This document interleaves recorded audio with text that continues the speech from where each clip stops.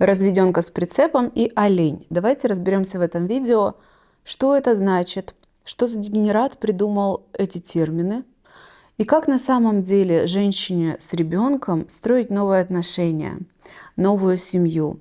И как мужчине не бояться делать шаги навстречу женщине, дарить ей подарки, ухаживать за ней и не бояться быть использованным и обманутым.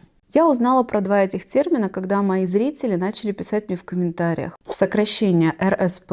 Я начала думать, что это за РСП. Я психолог. Расстройство чего подбирать? Не нашла ответа у себя и спросила человека, который пишет комментарии. А таких комментариев на самом деле приходило очень много. Что значит РСП? Мне объяснили, что это разведенка с прицепом. Имеется в виду женщина, у которой уже есть ребенок, и вот она строит новые отношения. Олень, как я поняла, это мужчина, который вкладывается в отношения с женщиной, особенно финансово. Я не знаю, кто придумал эти ужасные, на мой взгляд, термины.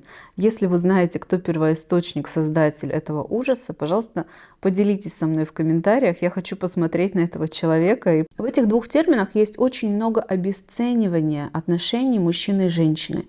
Есть очень много негатива в сторону женщины. Наверняка их придумал мужчина, я в этом уверена на 100%, потому что все, кто писали мне комментарии с этими терминами, это были мужчины. То есть это очень важно. Ни одна женщина не написала эти термины. Это мужской взгляд на эту ситуацию. И явно у этих мужчин есть проблемы в отношениях. Явно это мужчины, которые обижены на женщин, которых когда-то, как они говорят, кинула, бортанула какая-то девушка. И эта обида, как модно сейчас говорить, как незавершенный гештальт сидит внутри и вызывает некое женоненавистничество. А олень — это, видимо, страх. За этим скрывается страх быть использованным женщиной. Я таким мужчинам, кому нравятся эти термины, рекомендовала бы все-таки терапевтировать свой взгляд на отношения, потому что страхи наши очень сильно нас ограничивают, и мы начинаем видеть ужасы даже там, где их нет. Но так ли на самом деле сложно мужчине строить отношения с женщиной, у которой уже есть ребенок от прошлого брака или от другого мужчины? Да, это немножечко осложняет, и осложняет лишь в том, что придется договариваться о бытовых моментах. Кто будет содержать этого ребенка? Мужчина содержать всю семью с чужим ребенком. Женщина будет содержать своего ребенка отдельно, или они будут делать это вместе. И тут возникает общая проблема. Люди не умеют договариваться, люди не умеют говорить о проблемах открыто, решать моменты открыто. И, конечно же, такому мужчине, который не умеет это, вдруг добавляется еще одна необходимость, что-то еще решать. И вот он, этот страх, увеличивается. На самом деле решается это достаточно просто, открытым, простым разговором, где мужчина и женщина договариваются, как их новая семья будет устроена, кто за что будет отвечать, как будет происходить быт. Ведь на самом деле решить это несложно. Можно обсудить все по деталям. Как этот ребенок будет называть нового мужа женщины, насколько тесен будет их контакт, что женщина будет запрещать. Например, если ребенок от прошлого брака не принимает нового мужчину и начинает его высмеивать, как-то троллить, да, показывать свой негатив. И тут мама, а с ней можно об этом договориться, может ставить границы своему ребенку. Например, это мужчина, которого я теперь люблю, он мне дорог, ты мне тоже дорог, я тебя люблю, и нельзя вести себя таким-то, таким-то образом. Нужно вести себя с ним так и так.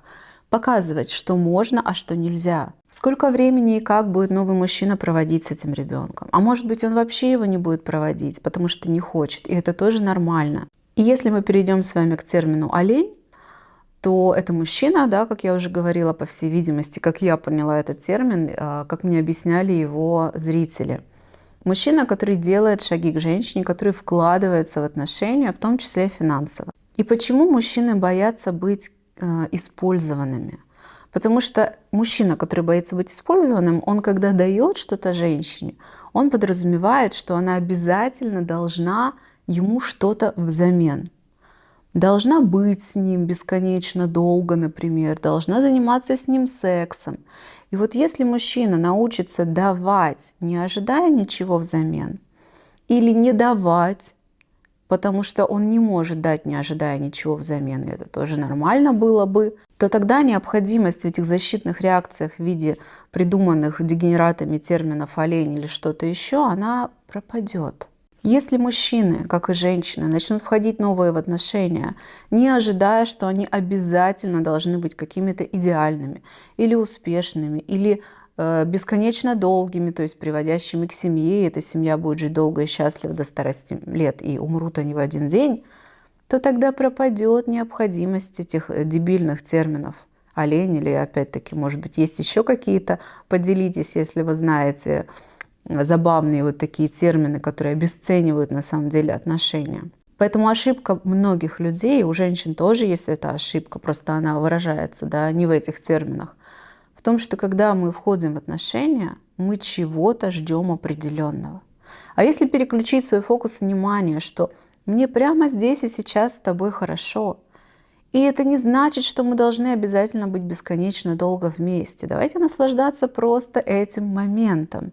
Давайте посмотрим, с интересом понаблюдаем, к чему эти отношения приведут. Тогда снижается градус важности будущего. Тогда уменьшаются ожидания, очарование, и тогда разочарования не будет. Как бы ни сложились эти отношения.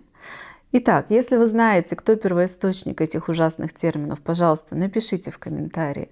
Напишите ваше мнение, что вы про это думаете, что вы знаете на эту тему обиженных оленей и обиженных на женщин мужчин, которые обзывают женщин с детьми и разведенками с прицепом. Ставьте лайк, если вы досмотрели видео до конца, и подписывайтесь на канал. До встречи в следующих видео.